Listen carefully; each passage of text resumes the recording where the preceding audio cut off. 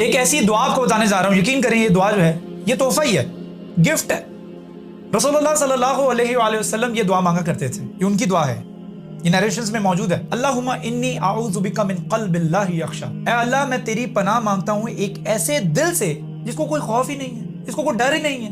آج آپ اگر نظر گھما کر دیکھیں، ہماری یوتھ آپ کو 99.99999% ایسی نظر آئے گی جو کہ بلا خوف و خطر سب کچھ کرتی جا رہی ہے۔ ایسا محسوس ہوتا ہے ان کے دل میں کسی کا خوف ہے ہی نہیں، اور اس دعا کے پہلے کلمات میں ہی آپ اللہ تعالیٰ کی پناہ مانگ رہے ہیں ایک ایسے دل سے جس کو خوف ہی کوئی نہیں ہے۔ وَمِن نَفْسٍ لَا تَشْبَعُ، اور میں ایک ایسے نفس سے، ایک ایسے کانشیس سے پناہ مانگتا ہوں جس کا کبھی پیٹ ہی نہیں بھرتا۔ I seek your refuge Allah from a nafs, from a conscious which is never satisfied، جو کبھی خوش ہی نہیں ہوتا، مطمئن ہی نہیں ہوتا۔ وہ ایک چیز خریدتا ہے اس کو دوسری چیز چاہیے ہوتی ہے، دوسری چیز خریدتا ہے اس کو تیسری چیز چاہیے ہوتی ہے، بائک خریدتا ہے، اسپورٹس بائک خریدتا ہے، اس کو گاڑی چاہیے ہوتی ہے، گاڑی خریدتا ہے اس کے بعد اس کو ہیلی کاپٹر چاہیے ہوتا ہے، so on and so forth۔ اس کا نفس کبھی بھی سیٹسفائیڈ نہیں ہوتا۔ وَمِن نَفْسٍ لَا تَشْبَعُ وَمِن دَعْوَةٍ لَا يَسْتَجَابُ لَهَا، اور میں تیری پناہ مانگتا ہوں ایک ایسی دعا سے جو کبھی قبول ہی نہ ہو۔ امیجن کریں کہ آپ مصلی پہ بیٹھ کے پوری رات گڑ گڑا کر دعا مانگ رہے ہیں لیکن آپ کی دعا قبول نہیں ہو رہی، تو اس دعا کے اندر آپ پناہ مانگ رہے ہیں اس دعا سے جو قبول نہ ہو۔ سبحان اللہ۔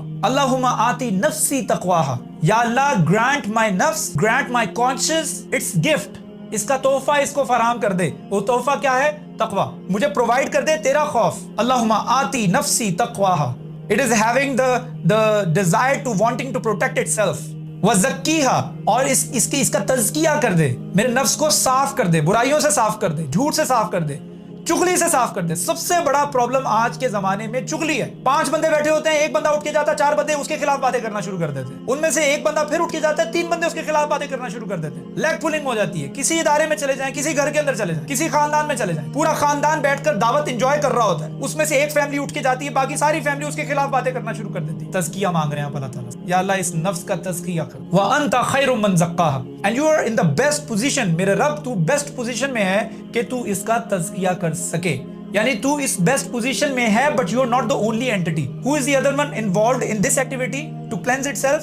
me myself، یعنی مجھے اس کا تزکیہ کرنے کے لیے پہلا سٹیپ اٹھانا پڑے گا، اس کے بعد اللہ تعالیٰ کی مدد آئے۔ میں بیٹھ کر صرف یہ دعا کر دوں اللہم انی اعوذ بک من قلب لا یخشی، it doesn't work that way، ایسے کام نہیں بنے گا۔ آپ کو پہلے کوشش کرنی پڑے گی، اس کے بعد اللہ تعالیٰ اس کوشش کے اندر برکت ڈالتا ہے۔ وَأَنْتَ وَلِيُّهَا وَمَوْلَاهَا، اور تو ہی ہے اس کا دوست اور اس کا مولا، یعنی میرے نفس کے سب سے قریب تو ہی ہے میرے رب، اور تو ہی کر سکتا ہے۔